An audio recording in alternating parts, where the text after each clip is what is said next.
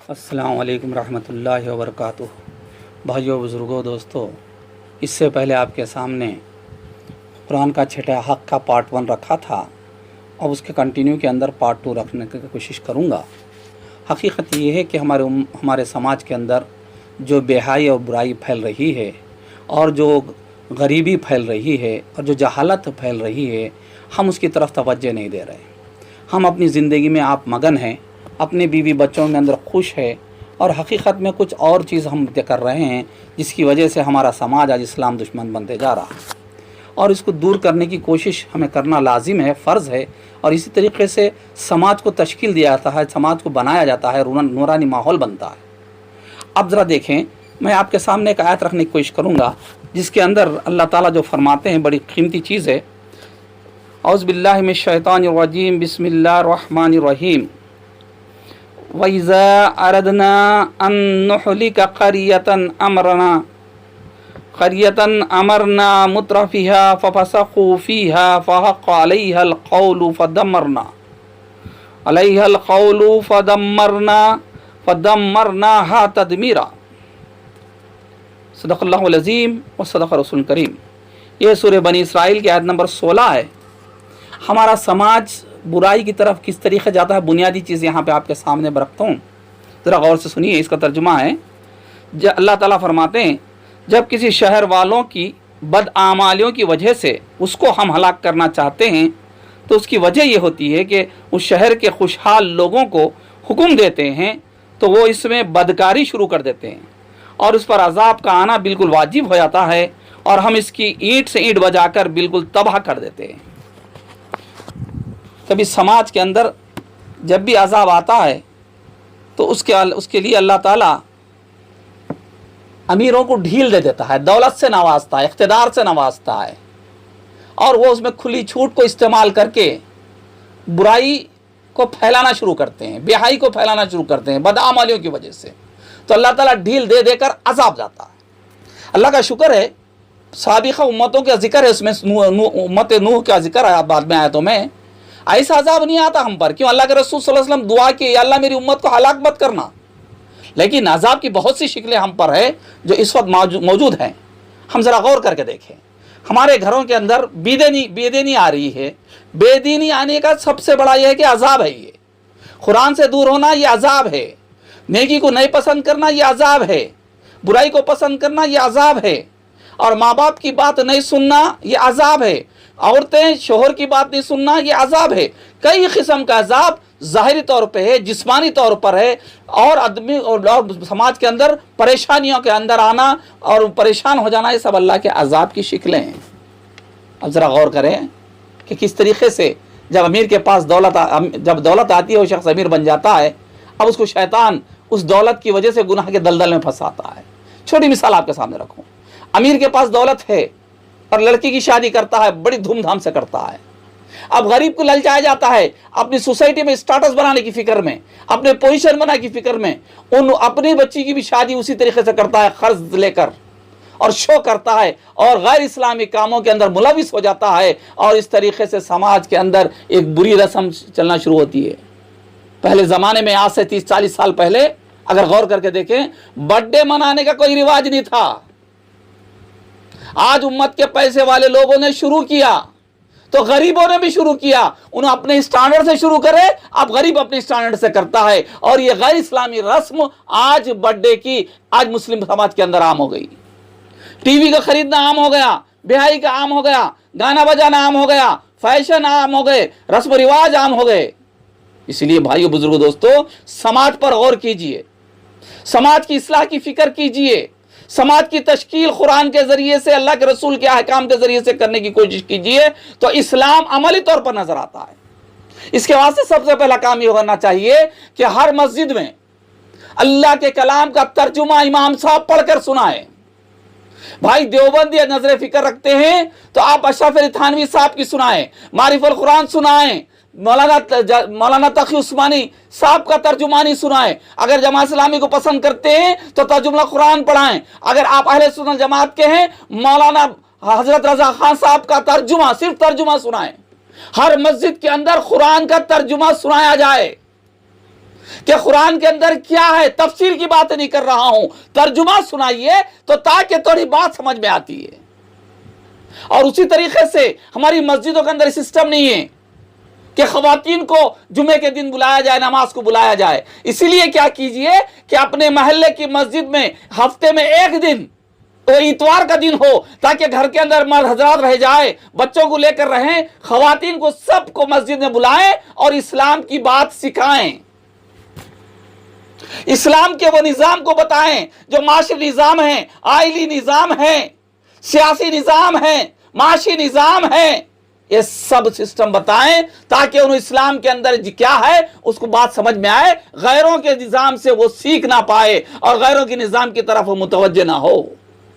آج امت مسلمہ کی کثیر تعداد لڑکیوں کو اور لڑکوں کو پڑھنے کے لیے ہم بھیج رہے ہیں، لیکن قرآن کے احکامات سے ناواقف ہونے کی وجہ سے وہ عشق کے اندر مبتلا ہو جا رہے ہیں، غیر مسلموں سے تعلقات جوڑ رہے ہیں اور شادیاں کر رہے ہیں۔ اللہ اکبر، اللہ اکبر، ایمان والے کے گھر میں پیدا ہو کر آج غیر ایمان والے سے رشتہ جوڑ رہے ہیں اور دوزخ کی طرف جا رہے ہیں۔ ہمیں فکر کرنا ہے کہ ہماری نسل کو کس طریقے سے بچایا جائے، سماج کو کس طریقے سے بنایا جائے۔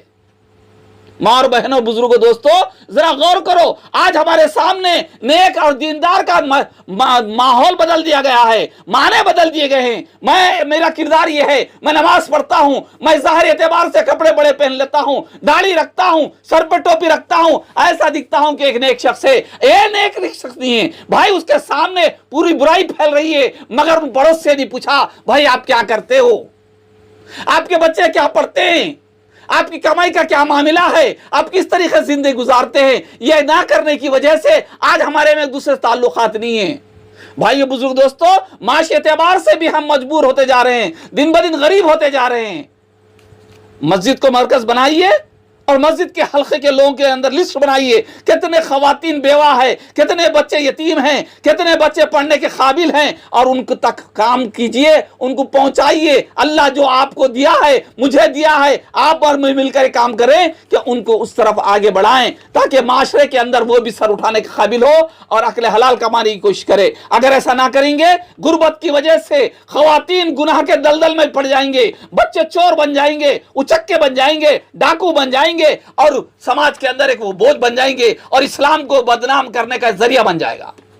آپ کو میرے اس طرف کام کرنا ضروری ہے، اور اللہ کے رسول صلی اللہ علیہ وسلم کے بہت سے احادیث آپ کے سامنے رکھتا تھا، لیکن وقت زیادہ ہو جاتا، اسی لیے آپ کے سامنے وقت کی کمی کی تنگی کی وجہ سے یہ بات رکھنے کی کوشش کرتا ہوں۔ اللہ کے رسول صلی اللہ علیہ وسلم فرماتے، بخاری مسلم کی حدیث ہے، مسلم شریف کی حدیث ہے، ابن عمر رضی اللہ عنہ روایت کرتے ہیں، حضور صلی اللہ علیہ وسلم نے فرمایا، مسلمان کا بھائی ہے، نہ تو اس پر وہ ظلم کرتا ہے اور نہ اس کو بے یار و مددگار چھوڑتا ہے، اور جو اپنے بھائی کی حاجت پوری کرے گا اللہ اس کی حاجت پوری کرے گا، اور جو شخص کسی مسلمان کی پریشانی کو دور کرے گا اللہ تعالیٰ قیامت کے دن اس کی پریشانی کو دور کرے گا، اور جو شخص کسی مسلمان کی پردہ پوشی کرے گا یعنی کسی غلطی کو چھپائے گا اللہ قیامت کے دن اس کی پردہ پوشی کرے گا۔ یہ سماج کی جان ہے، ایک دوسرے کے ساتھ کس طریقے سے رہنا ہے۔ مسلمان بھائی کے تعلق سے کیا ہے، ہم حدیثوں کے دوسرے حصے کو عمل کر لیتے ہیں اور باقی کی تعلق سے ہم سوچتے نہیں ہیں۔ آج ہماری آپ کی ذمہ داری ہے کہ سماج کے اندر مسلمانوں سے پوچھا جائے کہ بھائی تم کیا کر رہے ہو۔ آج ایک ایک لڑکا ایک ایک لڑکی کی فکر کرنی ہے، ایک ایک گھر کی فکر کرنی ہے اور قرآن کے تحت سماج کو بنانا ہے۔ اللہ کے رسول کے طریقے کو ذہن میں نہ آئے، وقت زیادہ ہے ورنہ اتنے واقعات ہیں۔ حقیقت یہ کہ ہم کچھ نہیں کر رہے، اپنی ذاتی مگن کے اندر ہیں، اپنے آپ کو دیندار کہلا رہے ہیں، نماز پڑھ کر خوش ہو جا رہے ہیں، تھوڑا سا خیر خیرات کر کے خوش ہو جا رہے ہیں، تھوڑی سی ناظرہ تلاوت کر کر خوش ہو جا رہے ہیں، اور تھوڑی سی حج کر لے کے اپنے آپ کو دیندار بن جا رہے ہیں، اور لوگ ہمیں ایسے ہی مشہور کر رہے ہیں دیندار یہ نہیں ہے، ارے یہ تو نماز ایک فرض ہے، زکوٰۃ ایک فرض ہے، روزہ ایک فرض ہے، تلاوت فرض ہے۔ حقیقت یہ ہے کہ سماج کو دیکھنا ہے، سماج کی فکر ہمیں کرنی ہے۔ اللہ کے رسول صلی اللہ علیہ وسلم فرماتے ہیں وہ شخص مومن نہیں ہے جس کا پڑوسی بھوکا سو جائے۔ اب ایمان کی حالت کا دیکھو، اللہ کے رسول صلی اللہ علیہ وسلم کس طریقے سے ایمان سے نکال دے رہے ہیں۔ تو آپ کو مجھے چاہیے معاش کی طرف بھی سوچیں, سماج کی طرف بھی سوچیں, اور مسجد کے اندر خواتین کو بلا کر اجتماع رکھیں اور مردوں کو جمع بلا کر بھی اجتماع رکھیں, اور اجتماع رکھنے کے اندر جمع علماء کے جید علماء کو بلائیے, ان کو ٹاپک دیجئے, تعمیر ملت کے لوگوں کو بلائیے, ان کو سیاست کی ٹاپک دیجئے, معیشت کی ٹاپک دیجئے, جماعت اسلامی والوں کو بلائیے, ان کے ذریعے سے عنوانات دے کر تقاریر کرائیے, اویئرنیس پہنچائیے کہ کس طریقے سے بچوں کو کون سی لائن میں پڑھایا جائے. کیریئر گائیڈنس ان کے پاس ہوتا ہے. اب مختلف قسم کے لوگوں کو, مختلف فکر کے لوگوں کو بلائے اور ان کے ذریعے سے اپنی گلی, اپنا محلہ, اپنے مسجد کا حلقہ, اپنا وارڈ اور اپنے حساب سے اپنی بستی کے اندر ایک ذمہ دار بنیے. مسجد کی جو کمیٹی ہے اس کے اندر نوجوانوں کو شامل کیجئے اور اس طریقے سے کام کیجئے کہ خالی چندہ جمع کر نہ بیٹھے بلکہ مسجد میں آنے والوں کی بھی اصلاح کریں. بھائیو بزرگ دوستو, آپ کو مجھے بہت کام کرنا ہے, اس کی طرف بہت متوجہ ہونا ہے. آپ ایک ایک بچے کو پوچھو, نہ مسلم بھی اگر رہتے ہوں غیر مسلم بھی رہتے ہیں, ان کے ساتھ اخلاق کے ساتھ پیش آئے. ان کو پوچھئے کہ بھائی کیا برتھ سرٹیفکیٹ تو نے بنا لیا, کیا الیکشن آئی ڈی کارڈ بنا لیا, کیا میڈیکل کارڈ بنا لیا, کیا راشن کارڈ تیرے پاس ہے, آدھار کارڈ تیرے پاس ہے, یا تیرے پاس آروگیہ شری کا کارڈ ہے. اس طریقے سے جو بھی سروس ہوتی ہے وہ کیجئے, راستہ بنائیے. اور غریبوں کو گورنمنٹ کی طرف سے جو وظائف ملتے ہیں, بیوہ کا وظیفہ ہے, عمر رسیدہ کا یعنی کہ 65 سال سے زیادہ جس کی عمر ہے اس کا وظیفہ ہے, اور اکیلی تنہا رہنے والی عورت جو شادی ہو کر ڈائیورس ہو گئی کوئی نہیں ہے اس کا بھی وظیفہ ہے. اس کام کے لیے لوگوں کے سامنے تقدم کیجئے. اللہ کے رسول فرماتے ہیں تم کسی بھائی کی حاجت کو پوری کرو, اللہ تمہاری حاجت پوری کرے گا. تم کسی بھائی کی پریشانی کو دور کرو, تمہاری پریشانی دور کرے گا. تم بھائی کے گناہ کو چھپاؤ. سماج کے اندر ہونے والے گناہ کو چھپانا اپنے گناہ کو قیامت کے دن چھپا لینا ہے. ماں اور بہنوں ذرا غور کیجئے, ہمارے لڑکیوں کی اسلامی تعلیم نہ ہونے کی وجہ سے دنیا پرستی کے اندر, ہوس پرستی کے اندر, گناہ کے اندر دلدل میں پھنستے.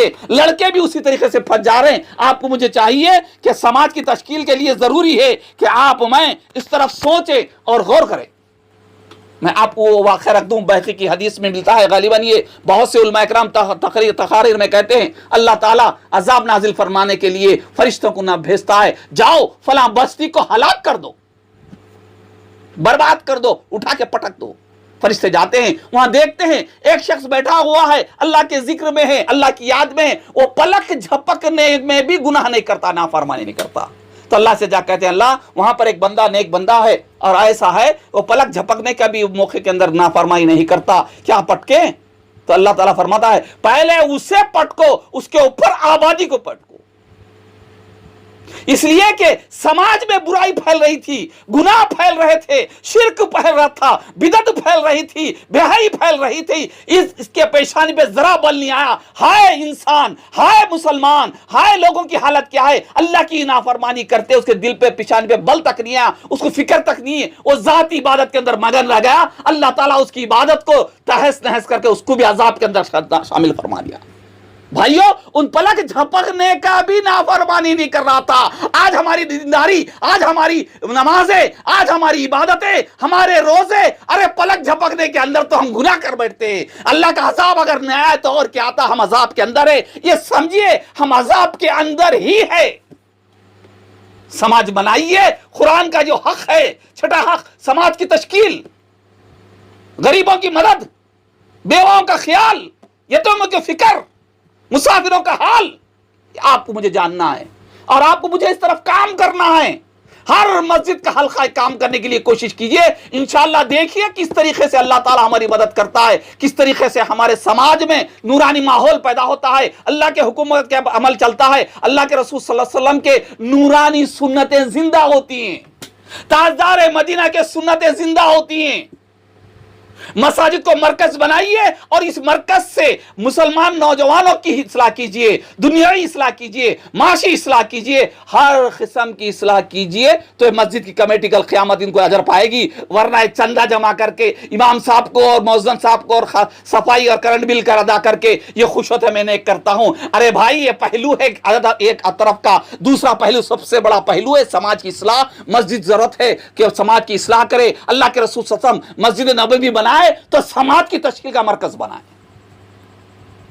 ایک شخص آتا ہے اللہ کے رسول میں مسافر ہوں, اللہ کے رسول فرماتے کون ہے اس کو مہمان بنانے والے؟ ایک صحابی کہتے اللہ کے رسول میں مہمان بناتا ہوں۔ مسجد سے اصلاح، مسجد سے فکر۔ ایک مرتبہ کا ذکر آتا ہے اللہ کے رسول صلی اللہ علیہ وسلم دیکھتے ہیں، ارے ہمارے ایک صحابی، ہمارے ایک دوست نماز پڑھتے ہیں، اس فجر کی نماز پڑھتے سلام پھیر کے نکل جاتے ہیں، کیا بات ہے؟ تو صحابہ کہتے ہیں اللہ کے رسول وہ سلام پھرتے جلدی چلے آتے ہیں، پتہ نہیں، معلوم کرو کیا بات ہے۔ جب بلایا جاتا ہے، معلوم کیا جاتا ہے، تو کہتے ہیں بھائی مسجد کس طریقے سے ہوتی ہے ذرا دیکھیے۔ وہ کہتے ہیں اللہ کے رسول کتنی معاشی تنگی تھی مگر اللہ کی احکامات کو کیسا عمل کرتے تھے۔ اللہ کے رسول میرے اور میری بیوی کے درمیان میں ایک ہی چادر ہے، جب میں نماز کو آتا ہوں تو زمین کے گڑھے میں اسے اتار دیتا ہوں، اور میں مسجد کو آتا ہوں نماز پڑھ کر جاتا ہوں، اور جا کے جلدی جلدی وہ چادر اس کو دے دیتا ہوں اور میں گلے میں اتر جاتا ہوں، اس لیے کہ نماز وہ پڑھ لے۔ ماں اور بہنوں، اس وقت سماج کی فکر کرو، سماج کی تشکیل کرو، اللہ کے لیے کچھ کرو، کچھ کرو، کچھ کرو، ورنہ اللہ عذاب نازل فرماتا ہے۔ جو اس وقت آج امیروں کی طرف سے بہائی پھیل رہی ہے، اللہ مسلط کیا ظالم بادشاہ کو، ظالم حاکم کو ساری دنیا کے اندر۔ دیکھیے امت مسلمہ کی بے عزتی کر رہے ہیں، قتل و غارت گری کر رہے ہیں، بغیر کسی غلطی کے ان کو تہس نہس کر رہے ہیں۔ ہم توبہ کریں، اللہ کے سامنے رو رو کے گڑ گڑائے، اے اللہ ہم سے غلطی ہو گئی، ہم سماج کو بھول بیٹھے، سماج کو نہیں بنائے، سماج کی فکر نہیں کرے، ہماری اس غلطی کو معاف فرما، تو اللہ ضرور معاف کرنے والا ہے۔ ماں اور بہنوں، میری بات کو دوسروں تک شیئر کرائیے، سبسکرائب کرائیے، اور درد پیدا کیجئے، اور کوشش کرائیے کہ مسجد اپنے مسجد میں، اپنے مسجد کے حلقے میں کچھ کام کرنے کی کوشش کرے، اور سب مل کر کرے۔ بھائی یہ جماعت و جماعت کی تفریق نکال دے، سب مل کر کام کرے تو انشاءاللہ اللہ تعالی ہماری مدد فرمائے گا، ہم دنیا میں بھی کامیاب ہوئیں گے اور آخرت میں بھی کامیاب ہوں گے۔ وآخر دعوانا الحمدللہ رب العالمین۔